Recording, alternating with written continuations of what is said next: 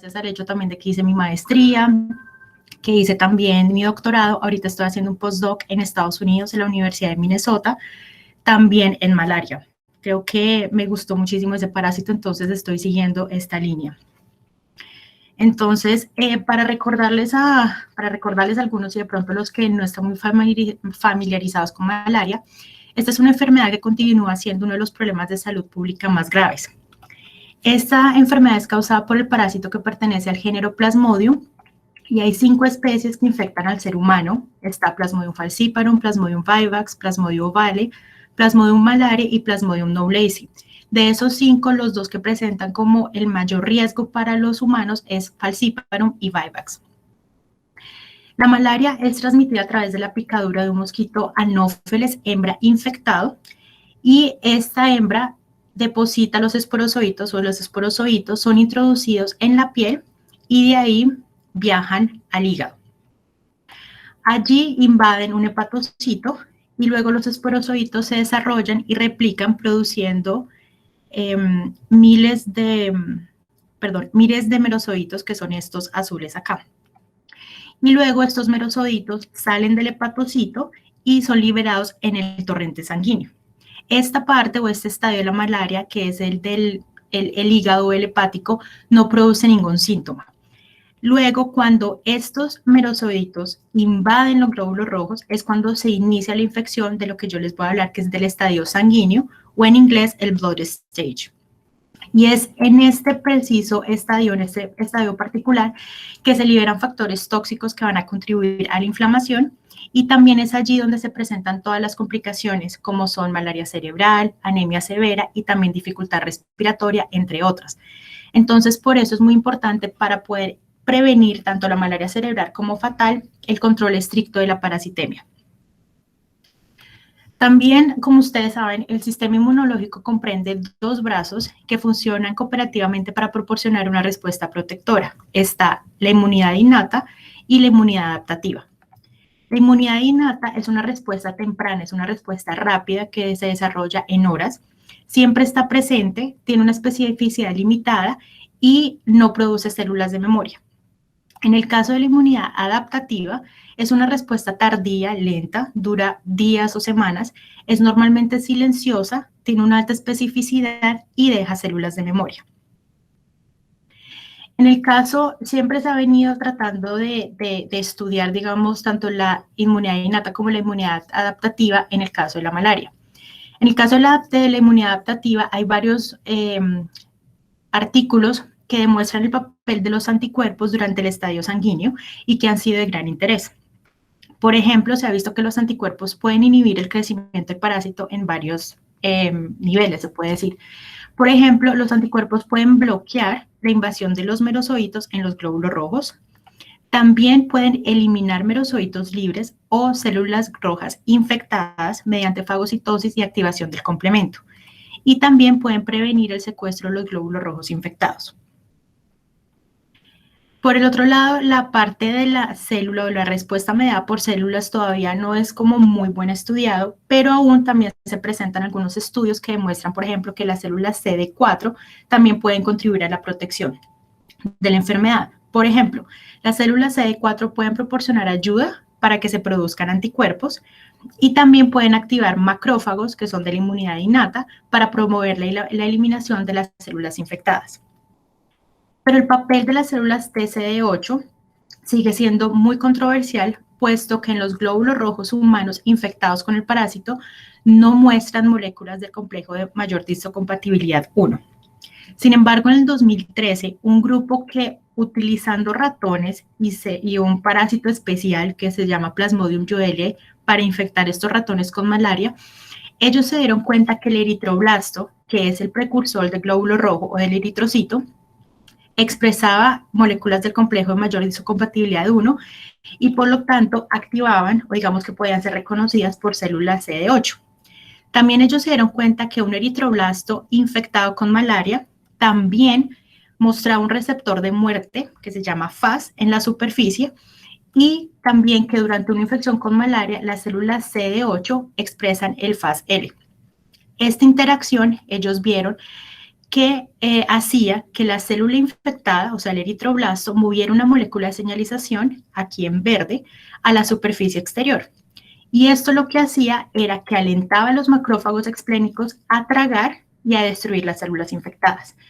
Entonces, con esto, los autores concluyeron que las células TDCD8 pueden proporcionar un mecanismo de proporción a las células contra el estadio sanguíneo de la malaria en colaboración con los fagocitos. Pero hay otro papel o otras células que han venido, digamos, saliendo y que tienen un importante papel defendiendo el hospedero, y son las células gamma delta. Estas, digamos que todavía se encuentran, tienen algunas funciones como inmunidad adaptativa, de pronto como inmunidad innata, y por eso es que la colocan aquí. Estas células gamma delta, por ejemplo, producen citocinas y quimiosinas. Ellas también pueden ayudar a las células B y a la producción de inmunoglobulina E. Pueden preparar también a las células alfa beta mediante la presentación de antígeno. Pueden también ayudar en la maduración de las células dendríticas. Pueden regular la función de las células estromales a través de la producción de factores de crecimiento, y lo más importante es que también pueden lisar células infectadas o estresadas. También se ha visto que cuando una persona está infectada con Plasmodium falciparum, o digamos que está en la parte de la infección aguda, estas células gamma delta aumentan en número en dichos pacientes. Como ustedes pueden ver acá, estos autores vieron diferentes tipos de célula, y ustedes pueden ver que las gamma delta van de un 9% más o menos en el día 0, ya igual están altas, y pasan a un 17, un 18%, mientras que los otros tipos de células que ellos evaluaron, ustedes ven que van de un 1, 1.5, 1.6 a solamente 4%. Pero aún todavía no se sabe cuál es el papel que juegan. Digamos, listo, ante una infección por Plasmodium falciparum aumentan el número, pero ¿y eso qué? O sea, ¿qué función, digamos, que tiene? Por otro lado, también hay unas células citotóxicas que proporcionan también potentes defensas. Por ejemplo, estas células matan células infectadas o transformadas y llevan a cabo esa función liberando proteínas citotóxicas preformadas. Entre estas, que también van a ser muy importantes durante la presentación, entre estas proteínas citotóxicas preformadas se encuentran perforina. Esta es una proteína que es dependiente de calcio y además su actividad depende del contenido de colesterol en las células objetivo. También se encuentra la granulicina, que es una proteína formadora de poros muy similar a la saposina y altera membranas procariotas y también membranas artificiales libres de colesterol. Y la última, que es la granzima B, que es una serina proteasa que es liberada junto con la perforina y es crucial para la rápida inducción de apoptosis de la célula objetivo por los linfocitos citotóxicos. En el 2014 y en el 2016, unos autores mostraron que esas células citotóxicas, o que las células citotóxicas mataban bacterias intracelulares y ciertos parásitos unicelulares, liberando esas proteínas citotóxicas. En el caso de las bacterias como E. coli, Listeria monocytogenes y Staphylococcus aureus, ellos se dieron cuenta que si combinaban la granulicina tanto con la granzima A y la granzima B, se reducía la viabilidad de la bacteria, como lo podían ver en reducción en la unidad formadora de colonias. En el caso de parásitos unicelulares como Trypanosoma cruzi y Toxoplasma gondii, que se pueden decir son primos hermanos de Plasmodium falciparum, lo que los autores encontraron fue que era la combinación de las tres, de perforina, de granzima B y de granulosina, lo que reducía la viabilidad del parásito. Inclusive ellos dieron una hipótesis, y era que la perforina, al abrir poros, permitía que granulosina y granzima entraran en la célula, y luego la granulicina abría poros para que entrara la granzima B al parásito y así reducir o matar al parásito.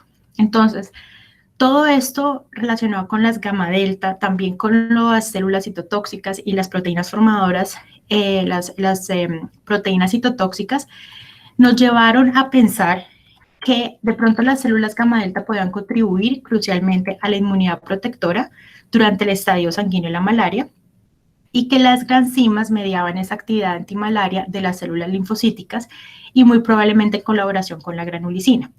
Para ello, los objetivos que me planteé fueron analizar las respuestas de los linfocitos asesinos contra la malaria en el estadio sanguíneo e investigar los mecanismos efectores citotóxicos de la restricción del crecimiento de Plasmodium falciparum en dicho estadio. Entonces, primero les quiero mostrar que más o menos cómo fue que generamos y expandimos las células gamma delta.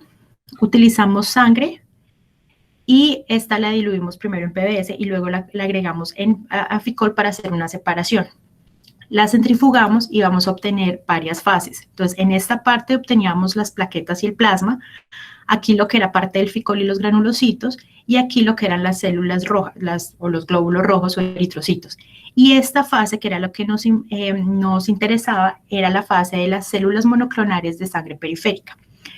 Obteníamos esta fase o estas células, las incubábamos durante 1 hora a 37 grados y luego las células que no se adherieron al plástico las recolectábamos y luego las pusimos nuevamente a incubar, pero con diferentes condiciones. Una condición fue solamente con interleuquina 2, que esta nos ayuda para la proliferación de linfocitos. Otra que era interleuquina 2 más el sobrenadante de células rojas, o sea, de glóbulos rojos.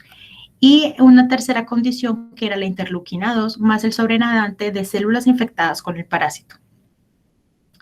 Para la caracterización de las células utilizamos la citometría de flujo, el cual es un método que ayuda a identificar poblaciones celulares basándose en el tamaño y en la morfología.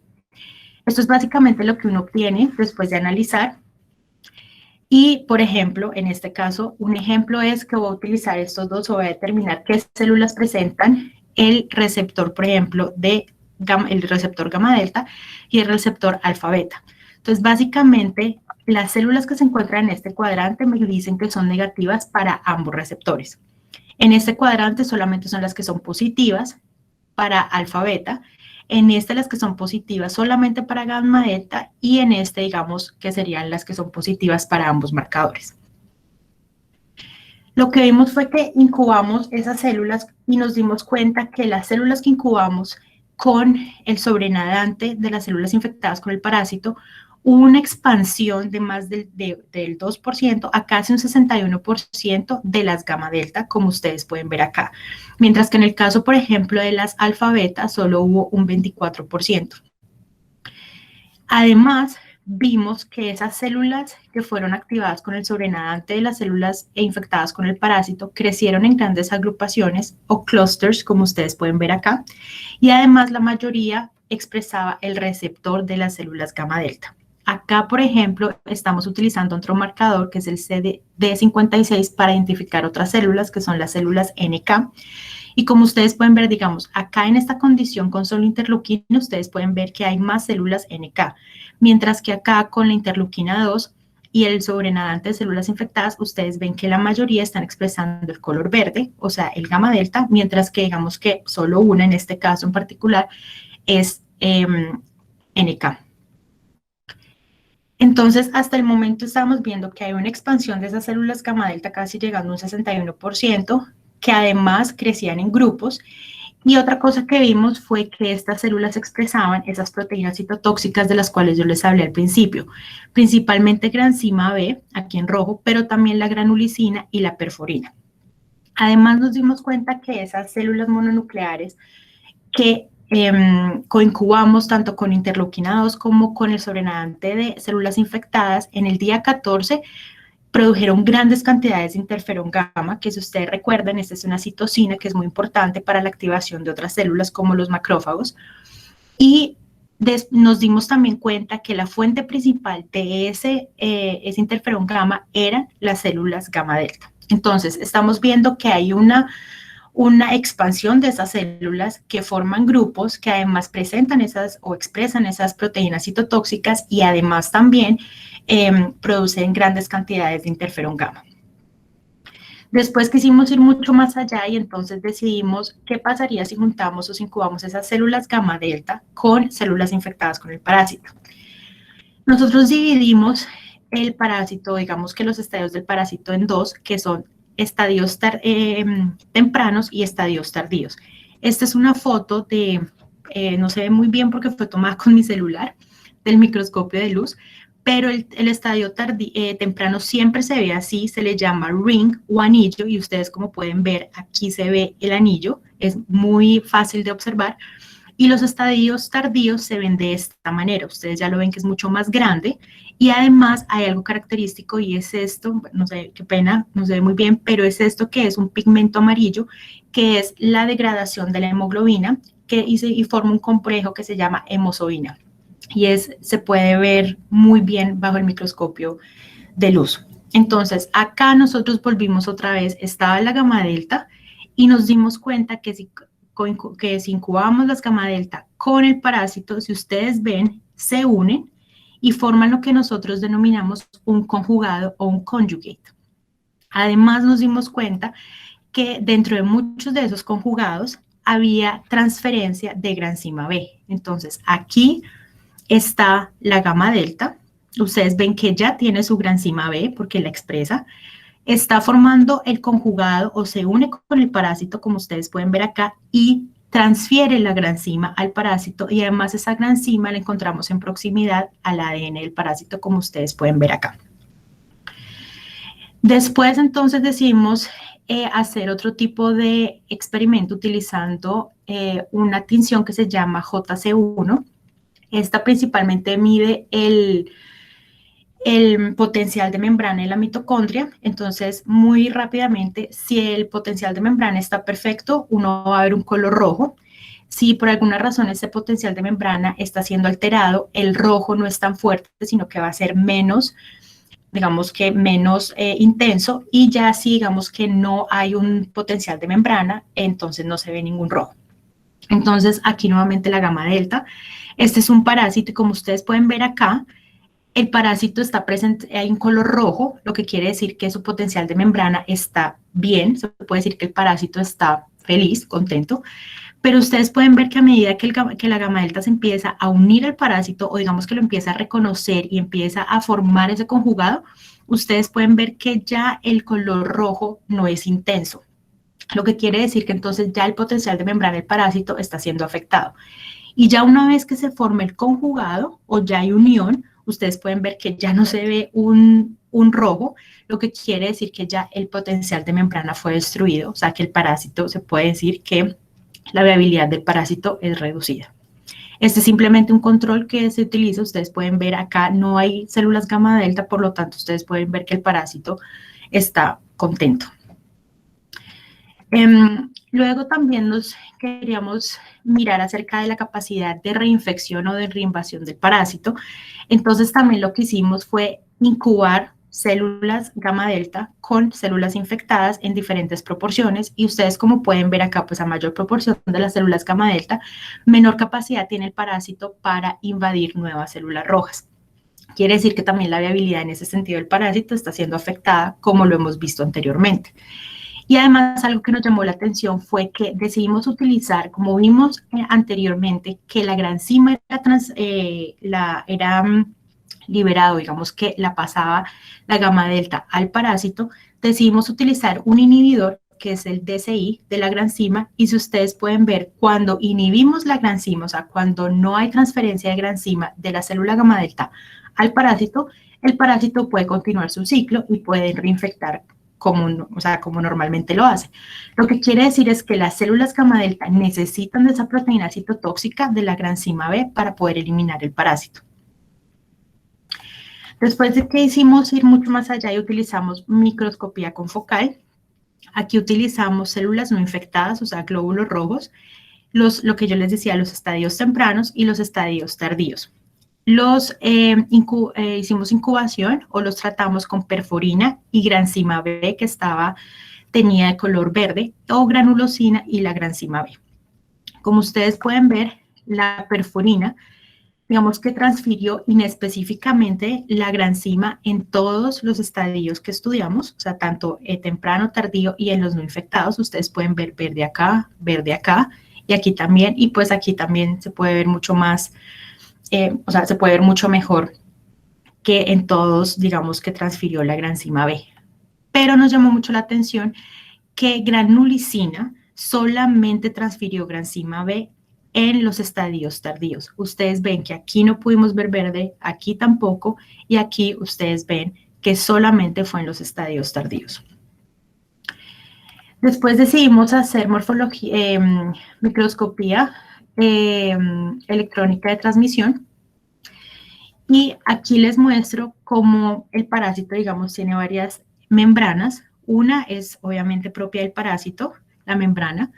Tiene otra que es la de la vacuola parasitófora. Y por último está rodeado por la membrana del glóbulo rojo.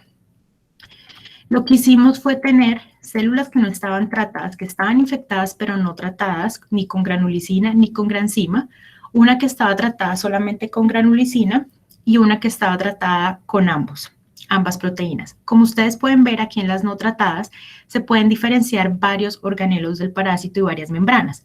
Por ejemplo, se puede ver el núcleo, se puede ver algunos organelos apicales, se puede diferenciar muy bien la membrana del eritrocito, la membrana de la vacuola parasitófora, inclusive acá se puede ver la vacuola, y cuando yo les mostraba que los estadios tardíos se podían diferenciar porque tenían un pigmento amarillo en microscopía de luz, ustedes acá pueden ver los cristales de la hemozoína. Esto es lo que el parásito, digamos, son el pigmento que el parásito tiene para la degradación o cuando degrada la hemoglobina. Cuando los tratamos con granulicina, ustedes pueden ver que no hay gran diferencia, se pueden también determinar lo mismo, la vacuola, se puede ver el núcleo, el organelo apical y las dos membranas. Pero cuando los tratamos tanto con granulosina como la granzima, ustedes pueden ver que ya afecta a la célula hospedera porque hay pérdida de hemoglobina. La membrana de la vacuola parasitófora desaparece. Aquí es muy difícil, la verdad, mirar dónde está. Y además, en el parásito hay una pérdida casi completa de las características de los organelos. Acá podíamos determinar o identificar el núcleo y el organelo apical. Aquí la verdad es muy difícil. Entonces, esto nos demostró que la granzima induce alteraciones morfológicas drásticas cuando es entregada por la granulicina. Hasta aquí, digamos que habíamos visto que había una expansión de las gamma delta, que las gamma delta transferían granzima B y que dependiendo del estadio ya sabemos que la granzima B puede ser transferida ya sea por granulicina o por granzima o por perforina. Todo esto lo habíamos hecho in vitro, o sea, en el laboratorio. Entonces quisimos pasarlo o mirar a ver si podíamos ver los mismos resultados in vivo. Utilizamos ratones. Una cosa es que los ratones no expresan, o las células de los ratones no expresan la granulosina. Sin embargo, cuando mi profesor o mi ex jefe estaba en Boston haciendo su postdoc, ellos crearon una línea de ratón que expresaba la granulicina humana y se comportaba igual que la de un humano. Entonces, esa línea de ratón tenía la perforina, la granzima y la granulicina, y eso fue lo que nosotros, esa fue la línea de ratones que nosotros utilizamos para los siguientes experimentos. Entonces, estaban en el background, para saber, hay unos ratones que son blancos, que son llamados los BALB-C, hay otros que son negritos, que son llamados Black 6. Entonces, dependiendo de lo que uno quiere trabajar, ya sea con malaria o sea con cualquier otro tipo de patógeno de microorganismo, hay ciertos, o sea, se utiliza uno o el otro. Inclusive también hay unos que son como cafecitos que se llama DAD, si no estoy mal, y también todo dependiendo de, como quien dice, de la investigación que uno quiera hacer. En el caso de malaria, así como en los humanos, también hay varias especies que infectan o que pueden causar malaria en los ratones. Nosotros empezamos con uno que se llama Plasmodium joelliae, y con este background se puede decir causa anemia, esplenomegalia y también hiperparasitemia en el ratón. Entonces lo que hice fue coger 5 ratones transgénicos, 5 ratones, digamos, normales o wild type, y los infecté con Plasmodium joelliae, que además expresaba una proteína fluorescente verde, lo cual nos ayudaba o era mejor para poder, digamos, mirar la parasitemia utilizando citometría de flujo. Esta de Plasmodium joelliae lo adquirimos de París. Entonces, aquí lo primero que veo, o sea, que vi, fue que los ratones transgénicos, que son el rojo, ustedes pueden ver que desde el primer día empezaron a mostrar una alta parasitemia o mayor porcentaje de parasitemia comparados con los ratones wild type. Hubo un momento en el día 7 que hubo una especie de pico, quiere decir que la parasitemia llegó a 15 y de ahí empezó otra vez a bajar.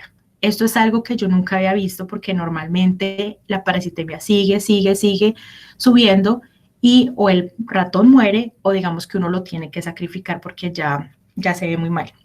pero esto me llamó mucho la atención, entonces pensé que podía ser de pronto por la ruta de infección que utilicé, o de pronto algo había pasado con el parásito. Entonces lo que hice fue volver a repetirlo, volví a coger otro grupo de 5 ratones transgénicos, 5 ratones wild type, y también los volví a inyectar. Estos que supuestamente ya no tenían ratones, como quien dice, se habían curado de malaria, los volví a infectar. Y lo que vi fue lo siguiente. Nuevamente los ratones que estuvieron infectados por primera vez, nuevamente los transgénicos, que son los naranja, empezaron a tener mayor parasitemia comparados con los wild type.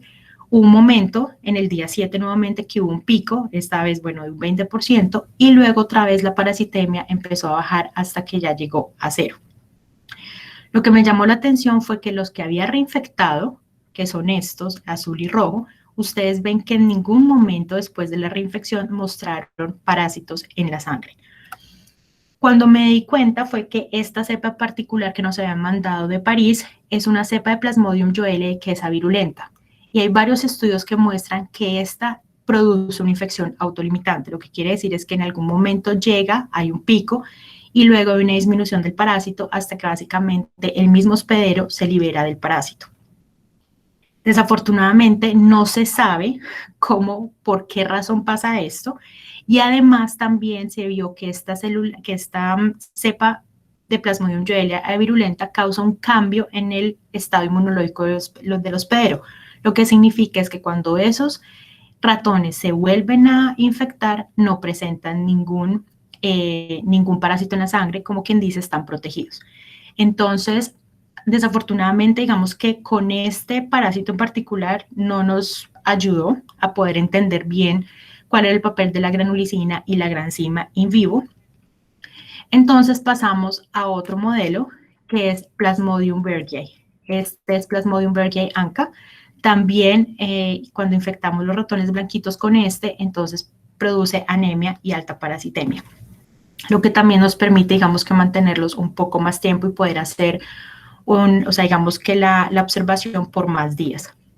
Entonces, aquí encontré algo totalmente diferente y fue que los ratones transgénicos nuevamente presentaron mayor parasitemia o mayor porcentaje de parasitemia comparado con los wild type, pero inclusive muchísimo mayor, hasta un punto que en el día 14 llegaron a un 65%. En este momento ya me tocó sacrificarlos porque la verdad ya no se veían bien. Como ustedes pueden ver acá, ellos tienen, digamos, los ojitos rojitos. Se ve obviamente, digamos, que la colita rosadita, y en ese momento estos parecían un fantasma, estaban los ojos casi grises, acá se veía totalmente blanco y ya no salía sangre, sino solamente agua. Entonces, aquí fue como se llama comúnmente el human endpoint, aquí es donde lo sacrifiqué. Entonces, aquí desafortunadamente, digamos que este Plasmodium berghei anca tampoco nos ayudó a poder determinar el papel que tiene la granulicina y la granzima. Otra cosa es que nosotros in vitro vimos que la granulicina y la granzima, si estaban en combinación o inclusive con la perforina, había una disminución o una reducción en la viabilidad del parásito. Lo que nosotros estábamos esperando es que por lo menos digamos que si todo funcionaba bien, que esta parasitemia fuera el contrario, que más o menos fuera menor la parasitemia en los transgénicos, digamos que mayor en las de los wild type, pero no lo que vimos nosotros, no al revés. Entonces, aquí lo que llegamos a pensar fue que de pronto, aunque digamos que el gen de la granulicina estuviera insertado en el genoma, de pronto de alguna manera no estaba expresado. Intentamos varias maneras de pronto de poder mirar si de pronto sí está expresado o no, pero la verdad no tuvimos éxito debido a los anticuerpos, y pues la verdad ya después a mí, digamos que se me acabó el contrato y me tocó pues venirme. Entonces, desafortunadamente no pudimos estudiar muy bien lo de la parte in vivo de esta historia, pero el mensaje que yo quiero que se lleven hoy es que hay un grupo de células que son las gamma delta, que se unen a las células infectadas, forman conjugados y liberan granzima B. Al liberar esa granzima reducen la viabilidad de las células infectadas, que esa granzima puede ser entregada específicamente por granulosina en los estadios tardíos del parásito. y que nosotros en este caso no pudimos ver ninguna diferencia entre los ratones que eran transgénicos con granulicina ni los wild type. De pronto lo que fue Pillo Elia y P. bianca no fueron los mejores modelos para utilizar. Hay otras especies como Shabaudi, Winkeki que de pronto también podríamos y de pronto nos podrían ayudar, pero pues desafortunadamente digamos que la parte in vivo de alguna manera quedó, digamos, ahí estancada. Y con esto quería darles gracias por su atención.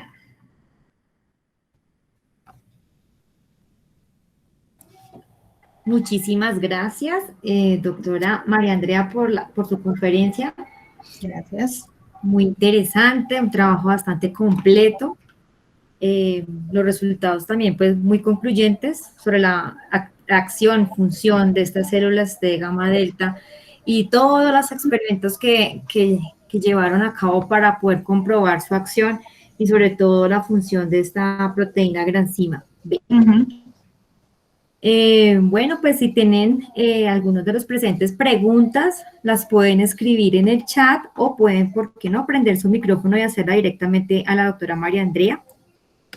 Tenemos por ahora una pregunta.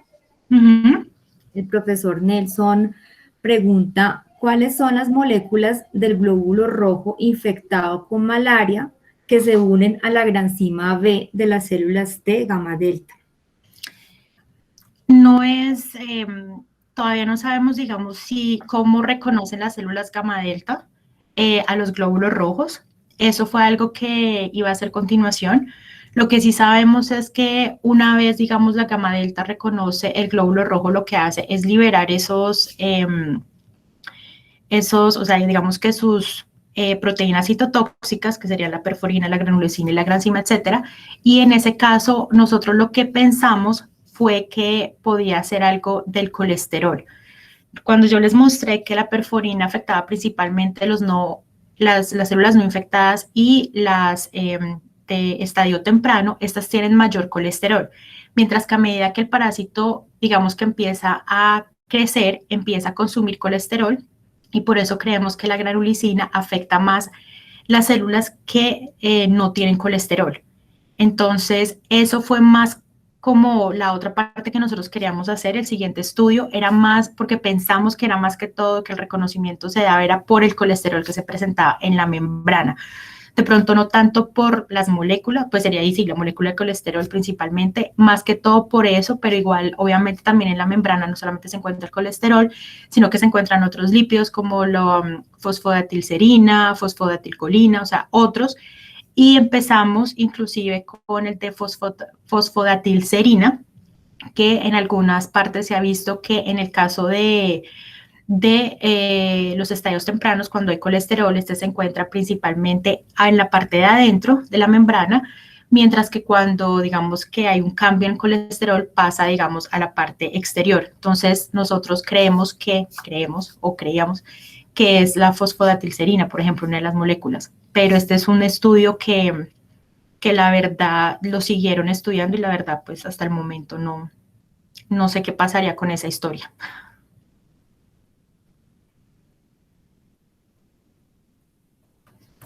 No sé si alguien tenga otra pregunta.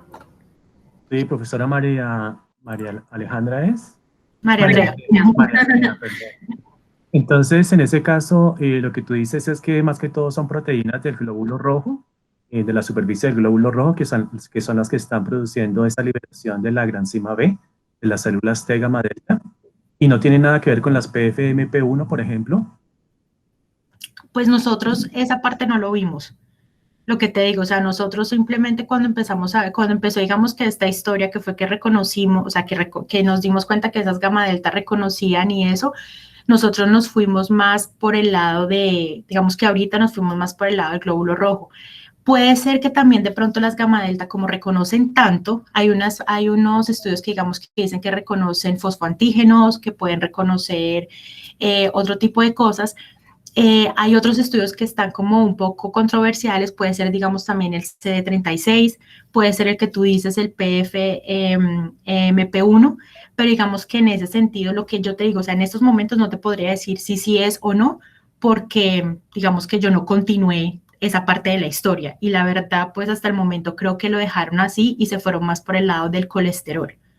Entonces, pero sí podría ser, o sea, lo que te digo, puede ser el CD36 o puede ser el EMP1, pueden inclusive ser estos llamados fosfoantígenos que se sabe que las gamma delta, algo que se me olvidó mencionarles es que están obviamente las gamma delta 1, delta 2, se han visto que son más que todo las delta 2 gamma 9, que son las que parece que son las que se expanden. Nosotros vimos que principalmente eran las delta 2, entonces también dependiendo si es delta 1 o delta 2, también van a reconocer otro tipo de cosas, también reconocen lípidos, entonces por eso fue que nos fuimos, o creo que ellos se fueron por el lado del fosfodimetilserina, fosfodimetilcolina, y de pronto esos lípidos que cambian a medida que el parásito crece.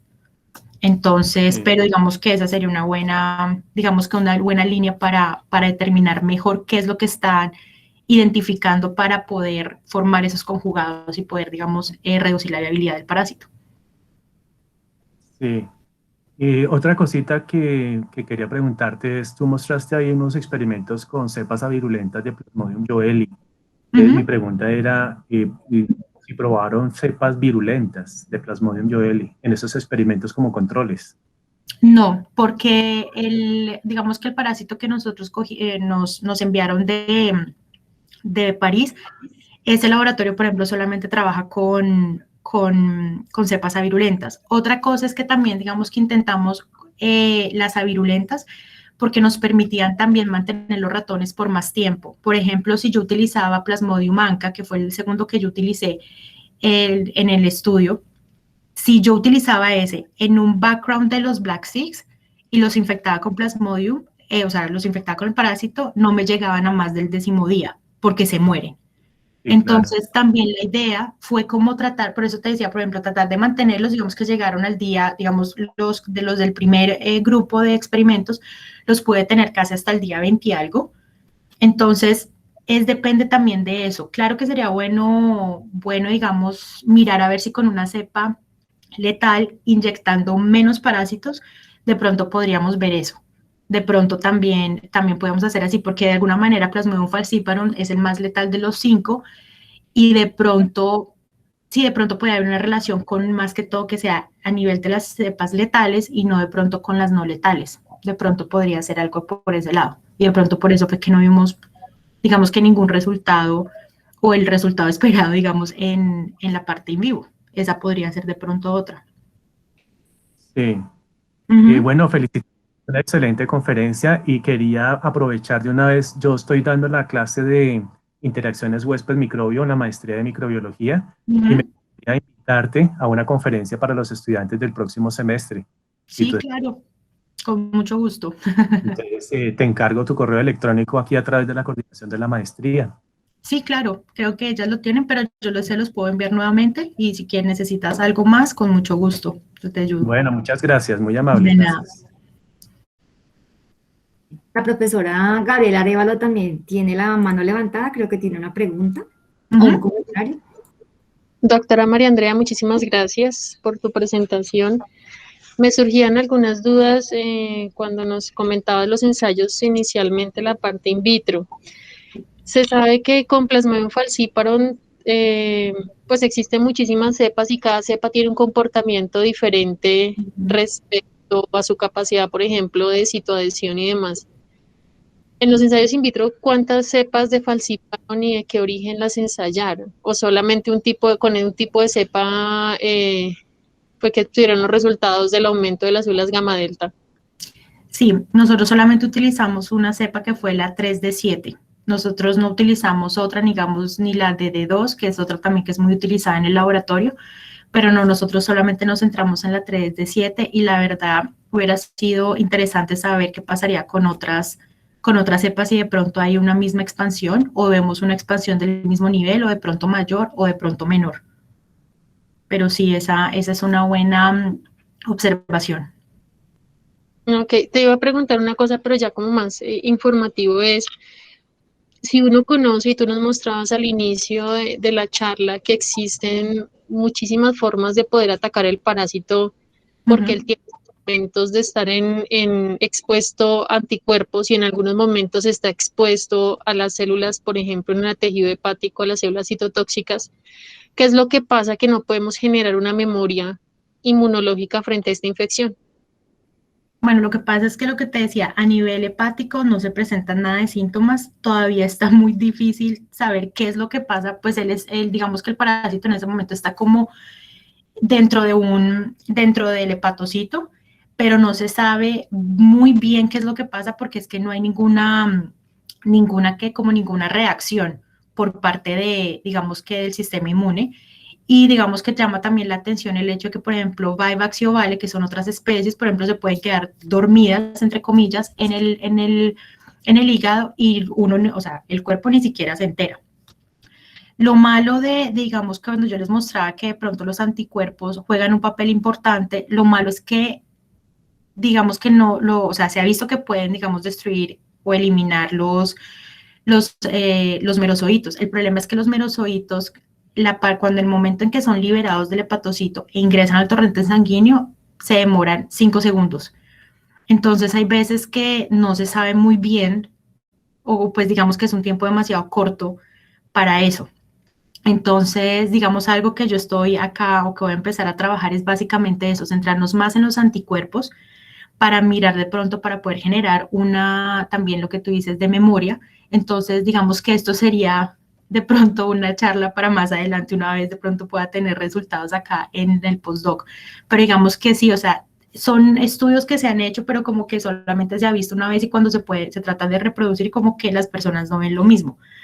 Entonces, pero sí, o sea, lo malo, digamos, que los merozoitos es que duran solamente 5 segundos y para poder tener una respuesta tan rápida es que ni siquiera la inmunidad innata, digamos, que es tan rápida. Entonces, sí.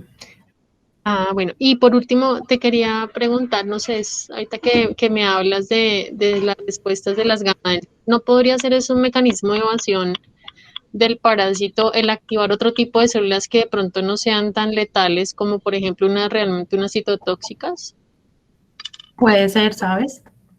Sí, podría ser. Igual tú sabes que de alguna manera también los microorganismos, cualquiera que sea, la idea es que obviamente puedan reproducirse y digamos que no que el cuerpo digamos que los reconozca y los muera y los mate de una vez, porque pues ese no es el sentido digamos que del parásito, del microorganismo. Entonces de pronto en ese caso sí puede ser que eso es lo que esté haciendo el parásito, tratar de esconderse para poder, como quien dice, tener una buena infección o producir una buena infección. Sí, sí, doctora, muchas gracias. Es que me causa curiosidad, es porque, claro, estas células gamma delta tienen un TCR no muy variable. Luego, la capacidad que tengan de reconocer antígenos tan variables como el de malaria, me parece que es como raro esa expansión que hacen. O sea, pensaría eso, se van como una forma de evasión o de distracción activando otro tipo celular.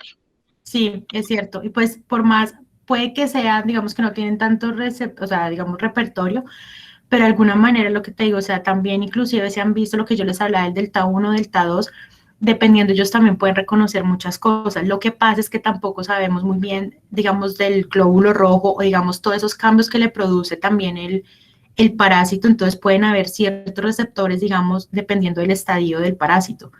Entonces también eso, digamos, que puede obviamente ayudar el parásito también para evadir el sistema inmune. Que eso es lo que de pronto la gente, digamos que es lo que se sabe, ¿no? Porque al principio, digamos que hasta ahora cuando está en anillo pueden haber ciertos receptores y a medida que va creciendo va cambiando los receptores y por eso es que se esconde o por eso es que se da la infección. Sí, señora. Y ya por último, y es porque yo no sé mucho de inmunología, se supone que tienen ese TCR que hablamos que no es muy variable.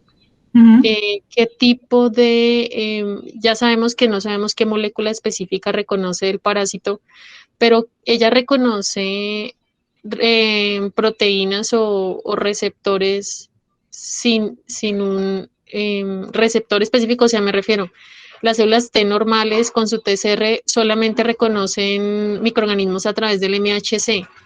¿Estas células cómo hacen ese reconocimiento? ¿Independiente? ¿Reconocen antígeno directo? Sí, por ejemplo, eso es lo que le estaba diciendo a Nelson, y era que se ha visto que pueden reconocer tanto lípidos, los llamados fosfoantígenos, por ejemplo, se ha visto más que todo con bacterias, que hay veces que cuando hay infección se liberan como estos antígenos, y eso es lo que ellas reconocen. Entonces no necesitan, digamos, por ejemplo, de moléculas como intermediarias como del complejo mayor de histocompatibilidad. Entonces eso es lo que también de alguna manera las hace como que jueguen un papel muy importante, como yo les decía al principio, en el hospedero. Se ha visto mucho, digamos, a nivel de cáncer y todo eso, porque esas células cancerígenas, digamos, que liberan cierto tipo de, digamos, que otras sustancias, entonces que la hacen reconocer a la gamma delta. Por eso es que a veces también es un poco complicado mirar qué es lo que en serio está, digamos, reconociendo, porque lo que yo les decía, digamos, la CD8, en el caso que yo les puse el ejemplo de los ratones con Joelia, y por ejemplo, reconocían el FAS, ¿sí me entiendes? Entonces ahí digamos que hacía toda la interacción y todo eso. Nosotros no sabemos como tal las gamma delta que puede ser, si reconocen algo o solamente, pues, lo que te decía, lípidos, bueno, los fosfantígenos, proteínas también. Entonces, como que es una gama muy alta, y lo que te decía, también dependiendo si es delta 2 o si es delta 1, más sus otras gamas que tiene, o sea, gama 9, gama 3. Entonces, la verdad que se puede decir en general que digamos que las gama deltas son bien complejas para esto, después de lo que encontramos. Doctora, muchísimas gracias. De nada. Muchas gracias, profesora Gaby y María Andrea. Vemos cómo esta conferencia ha despertado bastante interés en todo el auditorio, ya que pues los que estamos aquí reunidos nos gusta muchísimo la microbiología. El estudio de este parásito, que es uno de los asesinos más grandes que hay en el mundo, siendo el más grande, el mayor, el más letal. Todas las investigaciones sobre este parásito pues son muy interesantes y aportan bastante desde el punto de vista microbiológico, llevado a toda la parte de inmunología hasta in vivo en un modelo ratón. Entonces, muy completo, muy interesante. Y pues yo creo que para finalizar, pues si no hay más preguntas de los presentes, si tú nos pudieras como contar cómo ha sido tu trayectoria en investigación desde tu maestría en la Universidad de los Andes, cómo llegaste a Alemania y a Suiza y has podido conocer y aprender todas estas maravillas. Bueno, pues yo hice mi maestría en la Universidad de los Andes, inclusive ahí yo trabajé con bacterias, con Acinetobacter baumani, el complejo, Acinetobacter baumani calcacéticos, y después yo quería hacer un doctorado. Yo sabía que quería hacerlo afuera y quería seguir. A mí desde siempre me han gustado los parásitos o los virus, debido pues digamos como esa manera que tienen de evadir el sistema inmune. Y entonces me puse a buscar y encontré digamos que una especie de pasantía en Suiza, en Suecia. Me fui a Estocolmo unos años y ahí empecé con Toxoplasma gondii. También es un parásito muy interesante, y nos centramos más que todo en cómo utilizaba las células dendríticas como una especie de caballo de Troya para ir de un punto a otro punto, digamos, para ir por todo lado e inclusive llegar al cerebro. Y después ahí empecé a buscar otro tipo de pasantía y encontré una en Alemania, en la Universidad de Heidelberg, con lo que era malaria. Ahí me centré más en la malaria cerebral o experimental.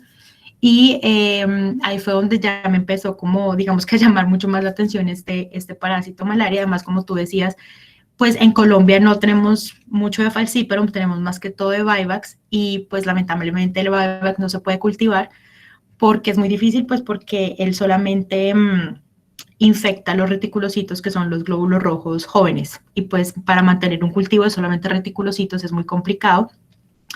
Pero pues yo sé que hay otros grupos, bueno, que están tratando de mirar a ver si consiguen una forma de cultivarlo, y ahí digamos que aprendí también el manejo de animales, cómo infectarlos, y ya después ahí empecé yo quería hacer mi doctorado ahí. Sin embargo, la profesora no tenía financiación, entonces me puse a buscar y encontré el grupo del profesor Val en la Universidad de Friburgo, y él tenía, digamos que había aplicado a una financiación, a un grant, por 3 años para un estudiante de doctorado.